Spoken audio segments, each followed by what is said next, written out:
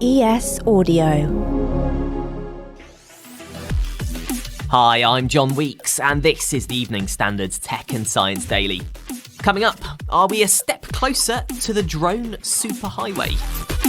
But first, we're just 4 days into 2023, and already climate change is making headlines across Europe. January temperatures have hit an all-time high across the continent, with national records set in 8 countries. Including Poland. Warsaw, I think, broke its previous record by about 5 degrees Celsius. Other stations in Belarus as well, but this was happening all over Europe, in Switzerland, in France, in the UK. We had really, really hot temperatures on New Year's Day. Ella Gilbert is a climate scientist at the British Antarctic Survey. She told us pictures of snowless ski resorts across the Alps show just how big an impact the warmer temperatures are having.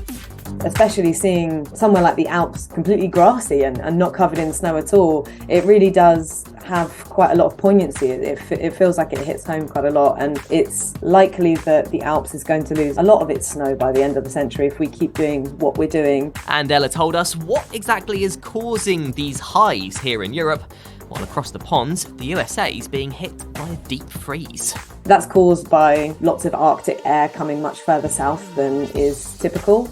And at the same time, we're getting this unseasonable warmth, which is caused by warm air coming further north in Europe than is usual. So it demonstrates how interconnected our global atmosphere is. It looks like BT is still set on creating the UK's first drone highway. The telecoms firm has invested £5 million into drone company Altitude Angel to support its work on what's known as Project Skyway. It's planning to create a 165-mile drone corridor above Reading, Oxford, Milton Keynes, Cambridge, Coventry and Rugby to carry cargo, deliveries and other supplies between towns and cities. The two companies hope it will become the UK's drone superhighway and the largest and longest network of its kind in the world. Now it's time to talk about tech, which could make detecting leaks in our water pipes quicker and easier. Pipebots are basically small robots which are designed to inspect masses of underground pipes. Professor Kirill Horoshenkov from the University of Sheffield is leading the Pipebots project. He told us the robots are designed to travel through water pipes, spot leaks or blockages, and report back. They have to use clever tech to navigate their way around. They send signals, and the signals reflect from manholes or hydrants, and actually by timing the arrival of the signals and having some prior knowledge where these things are, robots can actually understand where they are. Kirill told us the Pipebots project could help cut the number of roads being dug up across the country. We've got about 1.5 million digs a year in the UK, all linked to the buried infrastructure under roads, like water pipes. So even reducing by a few percent the number of digs can have a massive impact. The founder of FTX, Sam Bankman-Fried, has pleaded not guilty to fraud in his first court appearance since he was released on bail.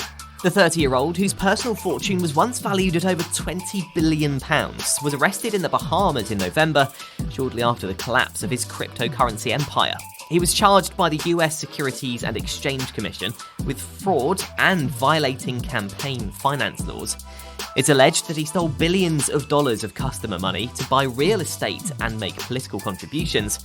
If convicted, he faces up to 115 years in jail. NASA has been paying tribute to Walter Cunningham, the last surviving US astronaut on the Apollo 7 mission, who's died aged 90. 3, 2, 1. He played a key part in the operation that paved the way for the Apollo 11 mission to the moon just a year later. NASA said that Walter was instrumental to the space agency's moon landings program's success. Apollo 7 was an 11-day manned mission in 1968 to test the ability to dock and rendezvous in space. It was NASA's first mission to ever broadcast live on TV from orbit. Coming up, Matt Hancock ditches his own app for TikTok. Why not hit follow and give us a rating during the break?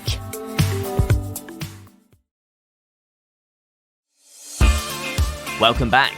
A father of 4 who was left paralysed after a serious car crash in 2020 has found a way to walk again after receiving innovative robotic therapy. 32-year-old Luke Loudon suffered a broken neck and back and multiple serious leg injuries. and was told there was just a slim chance of him being able to walk again. He was the first patient in Scotland to use the zero-G gait and balance system, which is a robotic harness that takes the weight of the patient. More than 2 years since starting his therapy, he said his walking record using the tech is now 57 kilometres. It is World Braille Day today, a celebration of one of the world's oldest technologies, helping millions of blind and visually impaired people in their everyday lives. It was named after its inventor Louis Braille, who created the tactile character system of raised dots at just 15 years old. He based it on a 12-dot cryptography code after losing his sight in an accident.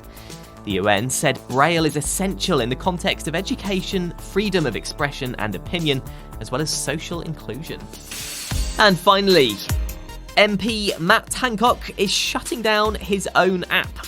The Matt Hancock MP app was launched in 2018 to share updates with his constituents, but he's announced he's saying farewell to it this year. Instead, he's focusing on TikTok to share updates with people in his constituency, but did say last month that he wouldn't be standing as an MP at the next election. He currently has more than 156,000 followers, and his content's attracted 1.2 million likes. You are up to date. Come back at 4 o'clock for the Leader podcast. We will be back tomorrow afternoon at 1 o'clock. Catch you then.